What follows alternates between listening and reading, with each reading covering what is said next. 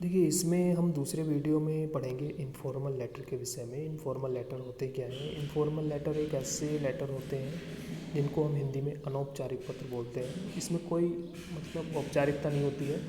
और ये जो लेटर्स होते हैं, देखिए इसमें साफ लाइनों में लिखा हुआ, informal letters are written to the relatives और फ्रेंड्स एट्सेट्रा।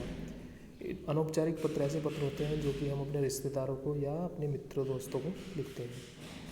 तो अब हम इसके फॉर्मेट की बात करते हैं। सबसे पहले जो फॉर्मेट आता है, फॉर्मेट ऑफ फॉर्मल लेटर्स। तो जो औपचारिक पत्र होता है उसका प्रारूप क्या होता है, उसका मतलब उसको तैयार करने का तरीका क्या होता है, उसमें किन किन चीज़ों को लिखा जाता है, क्या क्या लिखा जाता है, ये सब चीज़ हम इस प्रारूप में पढ़ते हैं। तो देखिए, सबसे पहले इसमें आता है सेंडर्स एड्रेस, मतलब जो भेजने वाले का पता आता है। और उसके बाद डेट डेट आती है, जिस डेट में वो कोई लेटर लिखा जाता है उसकी डेट आती है। और उसके बाद आता है रिसीवर्स एड्रेस। रिसीवर्स को हिंदी में बोलते हैं प्राप्तकर्ता, और एड्रेस मीन्स होता है पता, प्राप्त करने वाले का पता आता है। और उसके बाद आता है सब्जेक्ट मीन्स विषय, जिस विषय से संबंधित ये लेटर होता है, पत्र होता है, वो सब्जेक्ट लिखा जाता है। उसके बाद सैल्यूटेशन आता है। सैल्यूटेशन थोड़ा नई चीज़ है। सैल्यूटेशन होता है संबोधन, मतलब हम किसी को, जिसको भी पत्र लिख रहे हैं उसको संबोधित करते हुए पत्र लिखते हैं, तो ये सैल्यूटेशन होता है। उसके बाद बॉडी आती है, मतलब बॉडी का मतलब जो कोई लेटर होता है उसका जो मेन हिस्सा होता है उसको बॉडी बोलते हैं। उसके बाद फिर एक सैल्यूटेशन आता है, फिर एक संबोधन किया जाता है अंत में, और सबसे लास्ट में आता है सेंडर्स नेम, मतलब भेजने वाले का नाम। तो ये एक फॉर्मेट लेटर का जो फॉर्मेट है फॉर्मल लेटर्स का, और इसके थ्रू हम किसी भी लेटर को लिख सकते हैं। ये अगर हम सीख जाते हैं, इसको हम प्रैक्टिस के थ्रू सीखते हैं, बार बार लिखने की प्रैक्टिस करते हैं, तो हमें सब चीज़ें सीखने की ज़रूरत नहीं होती है, और हम कोई भी लेटर फिर हम लिख सकते हैं। तो देखिए, सबसे पहले हम एक एग्जाम्पल के थ्रू इसको समझने की कोशिश करेंगे कि इसको हम कैसे लिखते हैं। देखिए, इसमें सबसे पहले एक आपके सामने आ रहा है, you are Neema upper market Almora, write a letter to the district magistrate expressing your views on use of mobile by students. तो देखिए, आप नीमा हो, अपर मार्केट अल्मोड़ा, देखिए एड्रेस दिया हुआ है इसमें। Write a letter to district magistrate, को एक लेटर लिखना है, expressing your views on the use of mobile phone by students, कि भाई मोबाइल फ़ोन यूज मतलब बच्चे कैसे यूज़ कर रहे हैं, उसका ज़्यादातर यूज़ कैसे कर रहे हैं, जिससे क्या हो रहा है कि उनकी जो जीवन है, उनके जीवन पर बहुत बुरा प्रभाव उसका पड़ रहा है। तो इसके बारे में बात करते हैं। तो देखिए, इसमें सबसे पहले क्या आता है, तो सबसे पहले हम एड्रेस लिखते हैं, जैसे कि हमने उस फॉर्मेट में सीखा। तो सबसे पहले आता है एड्रेस, तो हम इसमें एड्रेस लिख देंगे। तो अब एड्रेस इसमें ही लिखा हुआ है, अपर मार्केट और अल्मोड़ा। एड्रेस लिखने का जो तरीका होता है वो थोड़ा सा अलग होता है, उसको हमें सीखने की ज़रूरत होती है।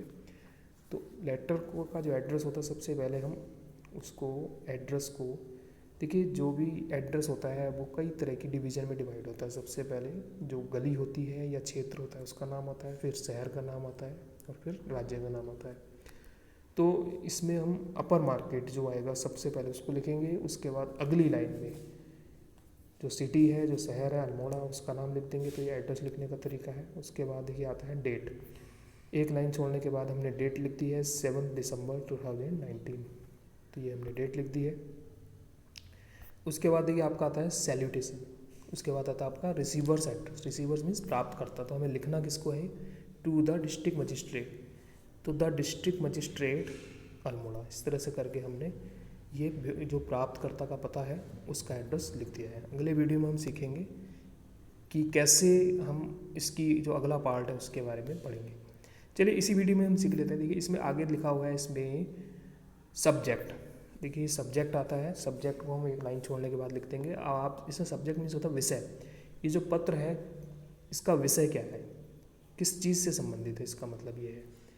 तो देखिए, इसमें हमें बताना है expressing your views on use of mobile by students, कि आपकी जो व्यूज़ क्या है, आपका क्या सोचना है कि जो स्टूडेंट्स हैं, जो विद्यार्थी हैं, वे मोबाइल का यूज़ बहुत ज़्यादा करते हैं, तो उसके बारे में आपका क्या सोचना है। मतलब एक तरह से बताना है डिस्ट्रिक्ट मजिस्ट्रेट को कि जो स्टूडेंट्स हैं बहुत ज़्यादा वे यूज़ कर रहे हैं मोबाइल फ़ोन्स का, तो उसको बैन करना चाहिए, स्कूल्स में कॉलेजेस में उसको बैन करना चाहिए।